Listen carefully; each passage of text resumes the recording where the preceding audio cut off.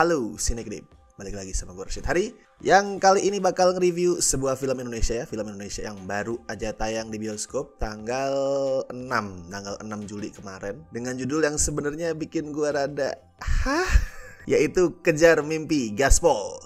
Kenapa pakai kata gaspol? Apa biar terkesan kalau filmnya itu asik, seru, gue nggak tahu. Tapi buat gue, daya tarik utama film ini ada di pemain utamanya, di leading actress-nya, yaitu Asri Welas. Dan ini sesuatu yang gue appreciate banget sih. Asri Welas tuh kan biasanya jadi supporting ya, pemeran pendukung. Dan biasanya bentuk supporting dia adalah karakter yang komedik, comic relief. Masuk, nyeletuk, ngelempar beberapa jokes, udah nggak terlalu berpengaruh sama core ceritanya, sama esensi ceritanya itu nggak terlalu kuat pengaruhnya. Dan di sini dia jadi lead, bukan cuma jadi lead, bahkan dia dikasih kesempatan buat nampilin acting dramatik di banyak partnya. Gak semua film berani ngasih kesempatan itu loh. Bukan cuma Asri Welas ya, tapi semua aktris yang biasanya tuh udah gak muda lagi, terus kena typecast, entah itu jadi supporting atau jadi peran konyol. Biasanya yang dipilih kan aktris muda tuh, yang masih fresh, mungkin idola anak zaman sekarang, atau maksain diri buat ngikutin beauty standard milihnya, walaupun mungkin gak pas sama karakter yang harus diperanin gitu. Nah, sering terjadi kayak gitu. Makanya sekali lagi gue appreciate banget sama niatan baik film ini.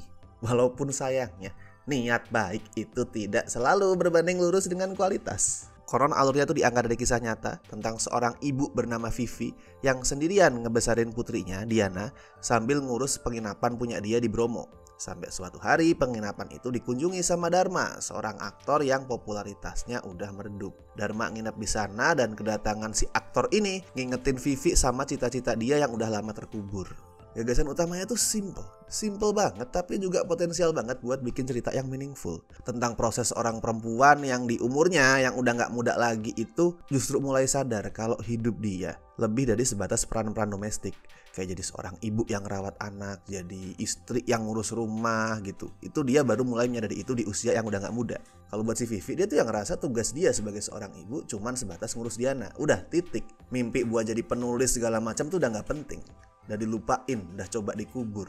Tapi in the end tuh tetap susah banget buat ngebuang mimpi itu. Makanya Vivi sendiri masih sering nulis. Makanya si Vivi sendiri tuh masih rutin nulisin cerita-cerita yang dia dapat di Bromo, di buku harian dia. Nah itu semua tuh cerita yang simple banget tapi empowering. Masalahnya naskah bikinannya Arie Kriting, Abdur Arsyad sama Cindy Asta tuh kayak bingung mau nentuin arah cerita gitu. Contoh soal karakter Vivi sama mimpinya deh. Dia mantan jurnalis, tapi poin itu nggak dibangun dari awal. Kita baru tahu dia adalah mantan jurnalis pas anaknya mendadak out of nowhere ngomongin itu. Mendadak tengah-tengah obrolan tuh dia ngomong, ibu kan mantan jurnalis. Nah, terus soal mimpi Vivi jadi penulis juga sama sih. Baru kita tahu pas Dharma ngomong kalau dia tertarik ngangkat buku harian Vivi jadi film. Skripnya tuh kayak gimana ya? Bingung soal gimana sih cara ngedevelop karakter tuh, kayak skripnya bingung banget di situ.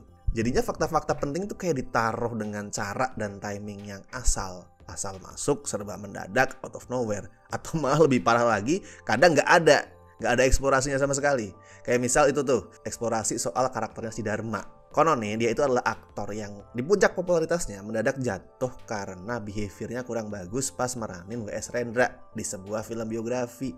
Sampai di blacklist sama produser, terus dikecam juga sama keluarga Rendra, kayak parah banget. Pertanyaan gue satu, apa yang dia lakuin? Behavior kayak apa gitu? Apa dia bikin ribut sama keluarganya W.S. Rendra? Atau ngelakuin kekerasan? Atau apa gitu? Nggak tahu, nggak pernah diceritain. Nggak ada sama sekali detail itu. Makanya gue bilang ini skripnya serba bingung. Bingung mau kemana, bingung mau nyeritain apa, bingung mau ngebangun apa. Tapi satu hal yang paling bikin gue bingung adalah soal dinamika yang mau dibangun di antara Vivi dan Dharma. Itu gue bertanya-tanya, ini skripnya mau ngebawa mereka ke romance atau sebatas persahabatan dua orang yang sama-sama ngerasa kalau mimpi mereka itu hancur. Endingnya ngasih jawaban yang jelas sih. Tapi kan hal yang paling penting itu bukan destinasi tuh. Kalau kita ngomongin dinamika karakter, kita ngomongin eksplorasi karakter, itu hal yang paling penting kan bukan titik akhirnya, tapi prosesnya tuh. Prosesnya tuh harus meyakinkan kawan. Nah di sini nggak meyakinkan. Gue nggak ngerasain ada benih cinta di antara mereka. Gue nggak merasain ada ikatan persahabatan yang kuat antara dua orang yang berusaha saling menguatkan tuh. Nggak ada yang kerasa. Bingung arahnya mau kemana tuh, bingung. Kalau ya Asri nunjukin sih dia punya potensi buat nyimbangin antara komedi sama drama. Kalau part yang komedi nggak usah nanya lah, dia pasti lucu, selalu lucu di sini.